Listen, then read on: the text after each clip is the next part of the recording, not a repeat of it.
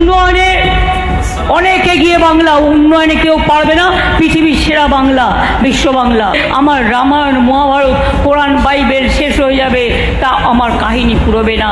67টা scheme আমরা চালাই, ছোট থেকে বড়। সম্প্রতিকালে আমাদের মাননীয় মুখ্যমন্ত্রী তিনি একটা কথা তিনি ব্যক্ত করেছেন, যেটা সোশ্যাল মিডিয়ায় ভাইরাল হচ্ছে। বিভিন্ন ফেসবুক, হোয়াটসঅ্যাপ, মেসেঞ্জারে বিভিন্নভাবে আমরা দেখতে পাচ্ছি এবং অনেক রকম অনেকে কমেন্ট করছেন। তো এ বিষয়ে কি বলবো, যেহেতু তিনি যে কথাগুলো বলেছেন খুবই নিন্দনীয়, এটা আমি নিন্দা জানাই, ধিক্কার জানাই। বিশেষ করে তিনি যে বলেছেন রামায়ণ, মহাভারত, বাইবেল, কোরআন শেষ হয়ে যাবে, আমার উন্নয়নের ধারা শেষ হবে না। তো মাশাআল্লাহ উন্নয়ন হচ্ছে, ঠিক আছে, আমরা দেখছি।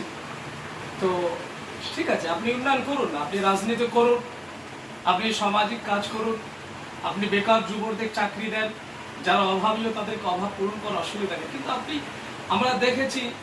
আমরা দেখে আসছি বিভিন্ন প্রিন্ট মিডিয়া, ইলেকট্রনিক মিডিয়া, আমরা সোশ্যাল মিডিয়ায় যে বিজেপি রাজনীতি করছে ধর্মকে নিয়ে। আপনাকে তো আমরা দেখিনি রাজনীতি করতে ধর্মকে নিয়ে। আপনি একটা নতুন করে আবার সংযোজন করলেন, আপনাদের পশ্চিম বাংলায় রাজনীতির ভিতরে আপনি একটা সংযোজন করলেন যে আপনি ধর্ম নিয়ে একটা রাজনীতি করছেন। আপনি হিন্দু ধর্মকে, রামায়ণ, মহাভারত, বাইবেল, আপনি খ্রিস্টান ধর্মকে এবং আমাদের মুসলমানদের কোরআনকে আপনি অবমাননা করছেন।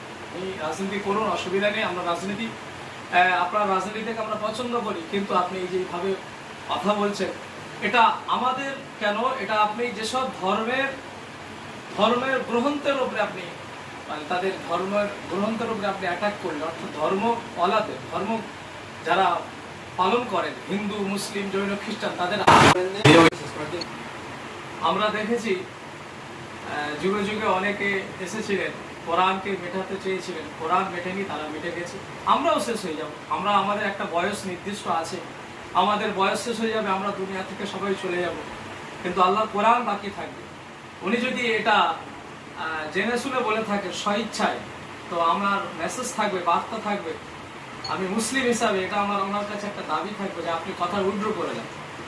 যদি জেনে শুনে বলে থাকেন, ভুলভাল বসে থাকে, ভুলে যদি বলে থাকে, ভুল করে বলে ফেলেছি, আবেগে বলে ফেলেছি, তাহলে আপনি জাতির সামনে এসে, মিডিয়ার সামনে এসে বলে দেন যে আমি এইসব ধর্মগ্রন্থের নাম নিয়ে যে কথাগুলো বলেছি, এটা আমি ভুল বলে ফেলেছি, আমার মিস্টেক হয়ে গেছে। এটা আমার মেসেজ থাকবে, এটা আমরা নিন্দা জানাই এবং আমরা এটা ধিক্কার জানাই।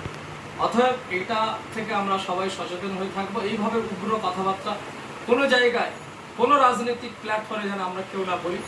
যেহেতু এটা ধর্মের সঙ্গে মানুষের একটা আত্মার একটা সম্পর্ক রয়েছে, আপনি ধর্মকে যখন আঘাত করবেন, মানুষের আত্মা আঘাত হয়ে যাবে। অতএব এটা আমরা আশা করিনি মাননীয় মুখ্যমন্ত্রীর কাছে। আচ্ছা, আপনার নামটা?